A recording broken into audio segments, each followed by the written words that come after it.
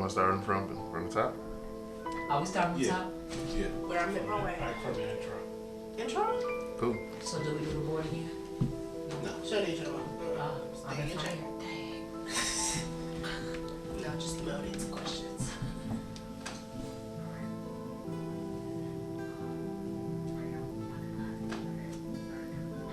Hi, I'm Levi, And I'm Cheryl. and we're the Stewarts, and this is our story. I met my wife, I forgot what year it was, but it was at Lewis University. Right. I won't say the year. Okay, well, it was at Lewis University, and I was a musician and a singer, and I was going there to help out with the choir, and she was a member of the choir at Lewis University where she attended. And when I first saw her, of course, she was fine, but I saw her, and she became my friend first, and I was actually talking to one of the girls that she knew there, one of her friends, but she was just like the girl that's super cool, and she was like my homie, and we just developed a relationship with each other, you know, just on a friend basis, you know, because we were so cool, and I can share to her about girls I was with, and she can vice versa do the same thing. But I knew she liked it, me, you know, if that's the right word, liked it. But I knew she liked me, and I liked it her too. But I had a couple female friends, you know, and I always told her that when I be with you, I want to make sure you're exclusive, and you was the only one, and you know, and that's how I treated her. But she didn't believe it, you know. I didn't want to make her like a side chick type of thing because I just knew it was something special about her. But she didn't believe that. What is it about me that he would make, you know, me the special one? And one day we were just out hanging. We was out hanging with some friends, and how I knew this was my wife was, and it's very odd how people see it, but it rang the bell in my heart. We were all eating out at a restaurant, and she was sitting next to me, and I had some mustard in the corner of my mouth, and she said, "Excuse me, babe, hold on for a minute," and wiped it off and kept eating. And it wasn't nothing to get no glory from. It was just like, and my mind, that light went off. You know how you see on movies, that light that go off.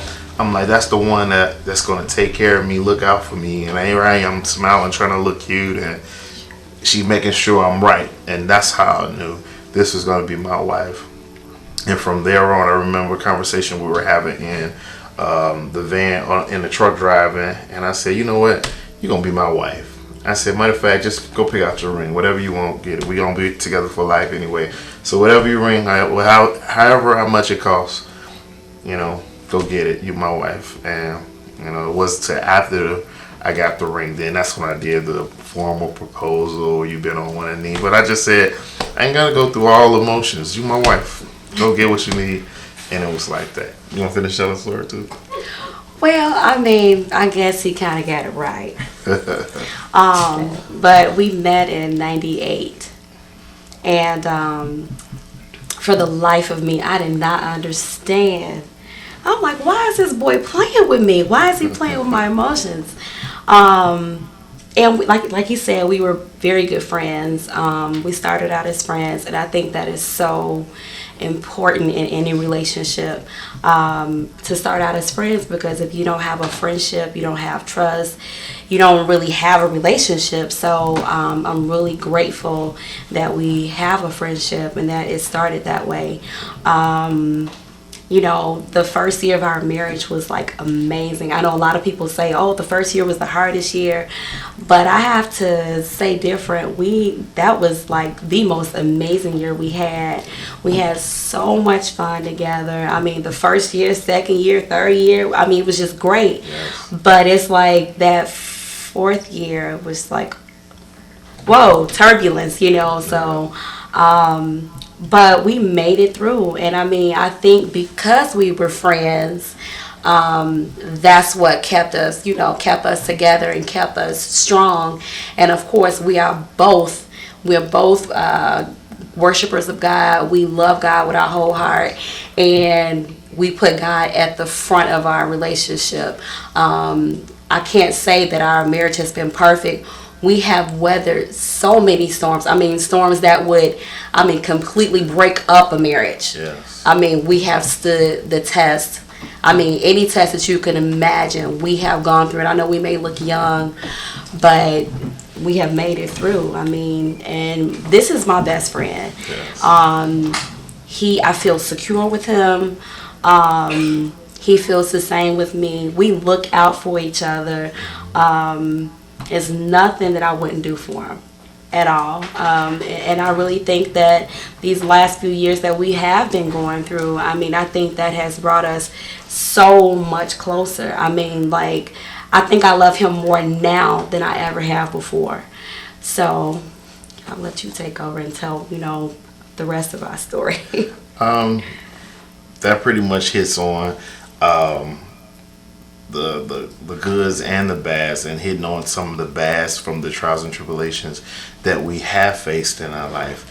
Those were moments, I believe, God, everything is orchestrated by God, and its purpose. And I think the bad and the good has helped to make us stronger.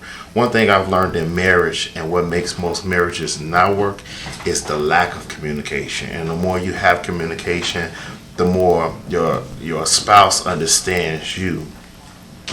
If there's no touching, if there's no talking, if there's no letting the other one know what you like and what you don't like, I think you can't grow together. You have to. It's the time that you put into your marriage, the time I spend with her, that makes us grow stronger, that makes us grow. I think we've had our downfalls for that lack. Me being in music, being gone a lot, I left room for the enemy to come in a lot. I'm surrounded by all type of fleshly things, and you get out and you put yourself in situations where your wife, has been put to the side because of what your work. I'm chasing another ministry, leaving my first ministry, and that's why I saw what my downfalls were. And then you get in a place where finance acts up. We also had some financial difficulties in our marriage, from having one of the top paying jobs and driving a 5 Series BMW to having a brand new truck in the driveway and a 4-bedroom house out of Matson, Illinois, to moving to an apartment, to moving to our mother-in-law house, and it's confined from a 4-bedroom house to a 1-bedroom. We've been through it all, but it's the strength of staying together, and it ain't always been easy. Don't let the smile fool you. It's been hard. Does she want to stay with me? She sometimes like, I can't deal with this. He can't provide it, but God has meant it, and I think through everything we face, it has made us strong. My wife also struggled with kidney failure. She was born with one kidney not working, and the ones that she had when she gave birth to our 2 daughters, that made her kidneys, depreciate, is that a good word? My kidney function declined when I, of course, carried my 2 children. I was born with a kidney disease, but over the years it progressed, and I ended up on dialysis with my second child, and I needed a kidney transplant. So him being the man of God that he is, he blessed me with a second chance at life, and he gave me a kidney in 2008. And I got back on my feet and went back to work. But 4 years later, fast forward, and I'm back on dialysis because I need another kidney transplant. But just him being willing to put his life on the line for me and say, I want my wife to live, whether it costs me my life. I mean, that speaks volumes, and I am ever so grateful to him for that. But we, like he said, we've made it through, and we know that God has a purpose and a plan. Do we see what it is right now? Probably not, but us being together and us having the bond that we have now, I mean, it's nothing that we can't face. It's nothing that we can't get through, because I think we've gotten through the toughest of times. And I mean, it can't get any worse than what we've been through. And I think having your spouse's back at all times, I think that is the key to having a marriage that will last. I mean, I know so many people, once the first trial hits, they're ready to get a divorce, but that is not the solution. I mean, you can't run from your marriage just because you're having financial difficulty. Yeah, you have to pull together. You have to put your head in the game and say, hey, this is what we're going to do. We're going to believe God for this, and we're going to stick together and work through it. And I think that's what we want to leave to our children. You want to work through it. You don't want to, just say, well, I'm not going to do this because you looked at me the wrong way. No, you have to talk things out. Like he said before, communication is the key. And being willing to work it out is what is going to keep it, fresh. It's going to keep it, strong. And you can conquer anything. I totally agree. I also thought it was me that was causing me, because as the man, I think I take on a lot of the pressure of, man, I got to take care of her. I got to take care of my girls. And I kind of saw myself as a man in the Bible, Achan. And I thought maybe a sin that I have done has caused my family to be in this place, and that they was going to suffer because of me. But God showed me that every season he put us in is for us to learn something. And wherever place he has us in, it's for you to learn something. Stop and quit complaining and looking at everybody else and what everybody else has, because y'all don't have it. We had the top of the line, but now God got us in a place because maybe when he puts us in a place to minister to somebody that's in the place where we at now, we'll have something to say. We'll have some food. You're there because it's a reason. And in that season, you need to learn something. God, what is it in this place that you want me to hear from you?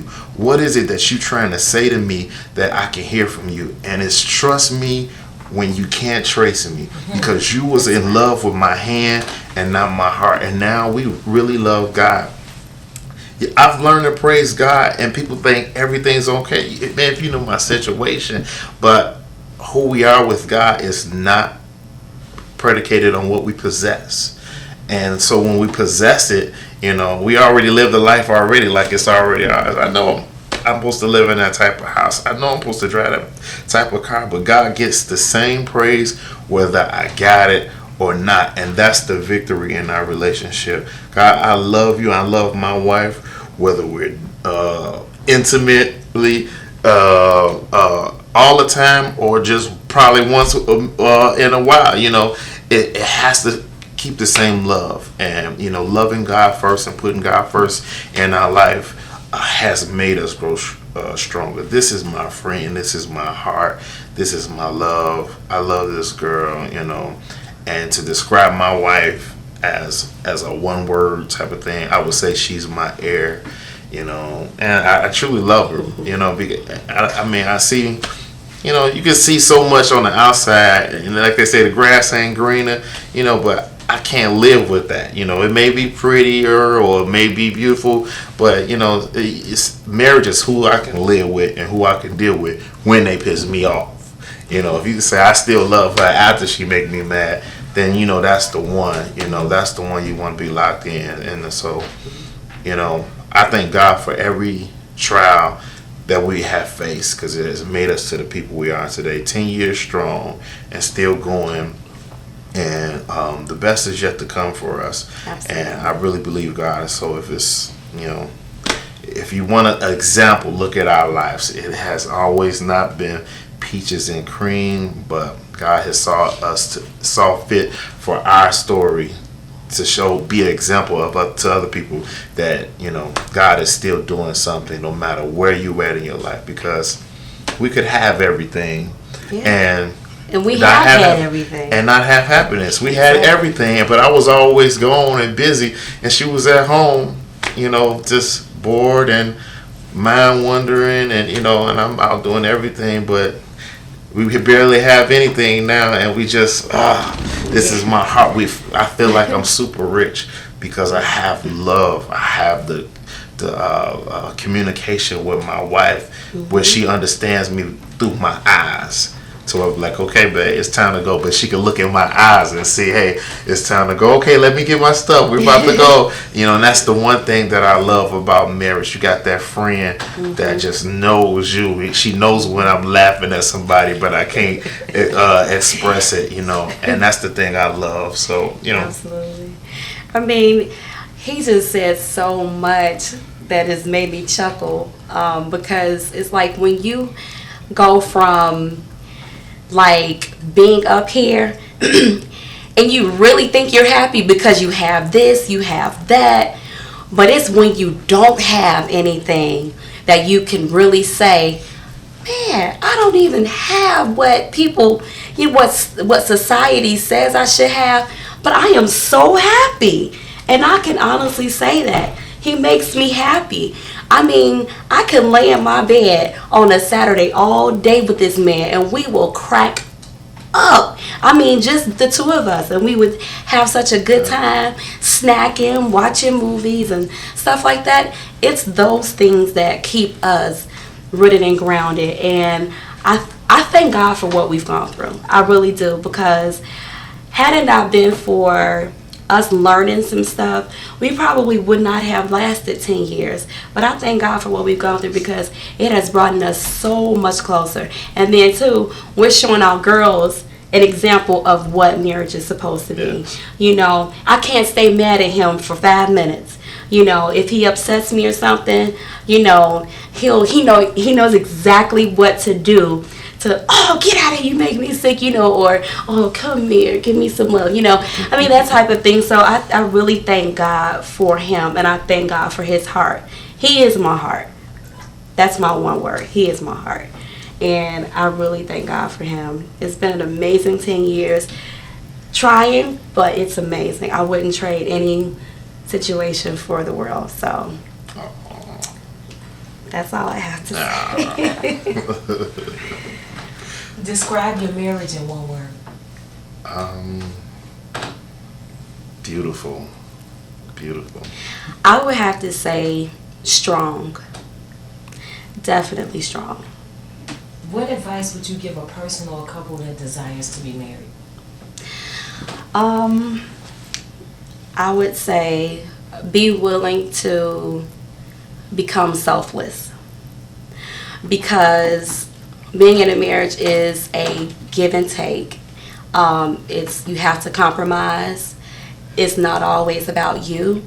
You have to be willing to just, put yourself to the side and be considerate of another person and their feelings and their likes, their dislikes. You have to be willing to accept their flaws, and you have to be willing to basically kind of alter, not change yourself, but in a sense kind of alter some things about yourself, because you have another person to consider. It's just not you anymore. You have to be willing to give love. You have to be willing to be loved. And a lot of people don't know how to accept love. A lot of people haven't been loved. So if you haven't been loved, how can you be in a marriage? Because you won't know how to receive it. So that's what I would say. You have to be willing to share. I mean, it's a lot that comes with it. So, I mean, if you're willing to do those things, then I think that you're ready for marriage. I would say make sure you listen to your spouse.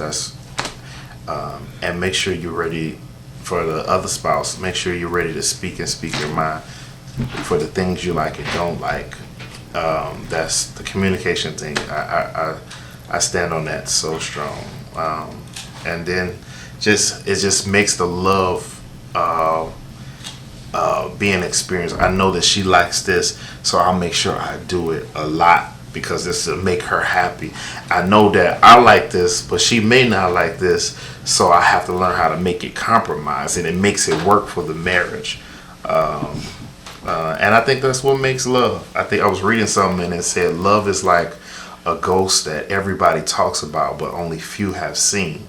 And when you live by that, you know that it's something that has to be experienced. It has to be walked and talked through. And once you listen to that person, you know how to react, and that makes marriage. What type of legacy do you want to leave behind about your marriage? What do you want people to say? I want people to say that them Negroes love each other. And through it all, it don't matter what they were faced with, they stayed together, and they was a team, they was a unit.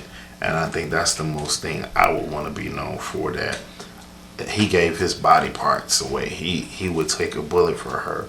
He was that example of a man loving his wife, you know. I mean, he said it all. Well, So that's it. I'm Levi. I'm Cheryl. We're the Stewards, and this is our story. That is hot. Oh my God. Is that it? Can I take y'all home with me? Go and do it again.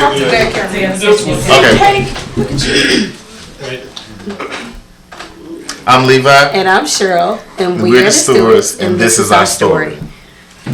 Yeah. I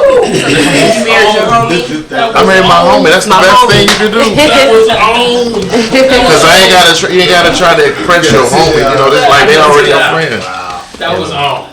Thank you. Oh my God. Yeah, I had to go to He just beat all y'all. It's real talk. It's real talk. Real My talk. husband gonna beat all y'all too. It's okay. Thank you. That was. No problem. Anytime. Thank you. I'm finna steal it all because I got my son. Hey. I'm going at home. I'm gonna say everything y'all just said. Whatever will help. Yes. Cheryl will not sing their song. Is this their song? Right.